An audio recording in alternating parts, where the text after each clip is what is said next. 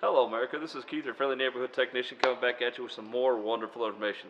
This week we're going to go after the 3 most difficult or non-user friendly appliances out there. And let me preface this by saying I'm not saying they're not good appliances. They are good appliances. They're just kind of like, what were you thinking when you designed all these buttons and bells?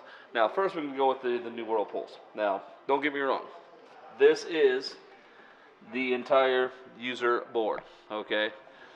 I got glasses, I got bifocals, so me, to find the right one, I'm doing a whole lot of this to making sure I can get to the right button thing.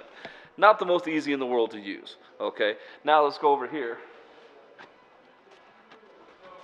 Okay. Love the Speed Queen. Great, they do make a machine, but that's a cockpit. How am I supposed to know how to use that thing? Okay.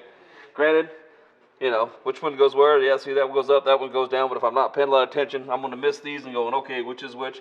You got a lot of things you can push on there. So, as for ease of use, probably not the most easy to use, but it's still a very good machine. And finally, let's go over here. We have the Samsung that has the 2 washers involved. Now, like I said, it's kind of self-explanatory.